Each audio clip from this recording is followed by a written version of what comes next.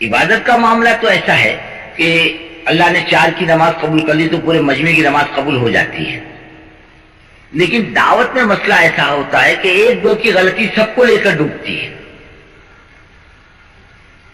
جیسے آپ کے عہد کے اندر اجتہادی غلطی بیچاروں کی، جان بوجھ کر نہیں.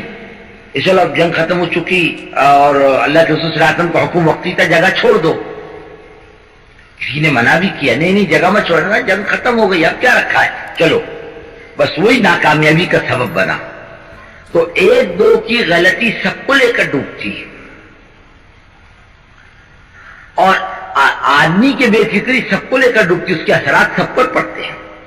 اس کے لیے یہ کام کرنے والوں نے فکر مند اور متوجہ ہونا اللہ کی طرف، فکر مند ہونا. اللہ یہ علاقے کا مجمع اٹھ کر کے آ رہا ہے، ان کی جان مال امانت ہے، ان کی جان مال قیمتی ہے، اس کو ضائع کرنے کے لیے یہاں نہیں بلایا بلکہ ایک فکر دلانے کے لیے بلایا ہے. اور جب تک آدمی تمام مجلسوں میں جمے گا نہیں اور کوئی بات سنے گا نہیں، کوئی بات اوڑھے گا نہیں، تو اپنے علاقے میں جا کر کرے گا کیا؟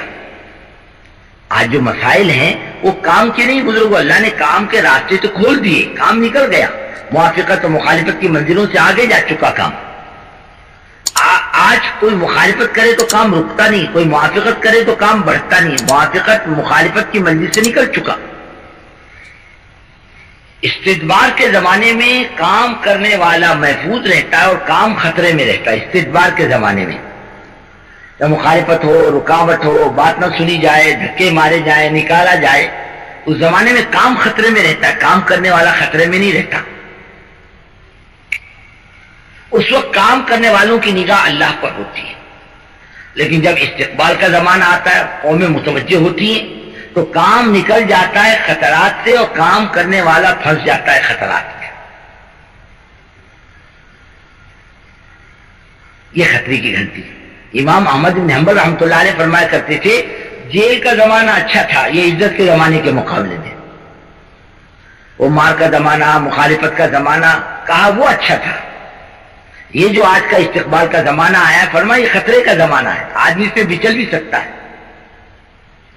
اسی زمانے میں تو کام کرنے والوں میں گروپ بنتے ہیں، اسی زمانے میں تو تیری میری ہوتی ہے، اسی زمانے کے اندر تو آدمی اپنی ڈیری کی مسجد الگ جماتا ہے، اپنا مقام الگ بناتا ہے، اپنی پوزیشن الگ بناتا ہے. پھر علاقائی ذہن بنتا ہے، صوبائی ذہن بنتا ہے، ضلع کا ذہن بنتا ہے، اور اپنی بستی کا ذہن بنتا ہے. یہ سب گندی ذہنیت ہے. میرا علاقہ، کوئی اپنے خاندان سے لے کر آیا اپنا علاقہ، باپ نے وراثت میں دیا اپنا علاقہ، کہ اللہ میاں نے بانٹ کے دیا علاقہ، یہ تیرا علاقہ، یہ میرا علاقہ، یہ بستی میری بستی، یہ تیری بستی. اللہ نے بانٹ کے دیا نہیں، بلکہ اللہ تعالیٰ نے اس کے لیے تو کام کے سارے راستے کھول دیے.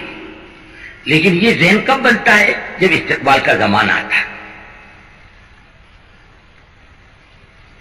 اب کام کرنے والوں کے لیے خطرات بڑھ جاتے، کام تو نکل جاتا ہے، یہ پھنس جاتا ہے.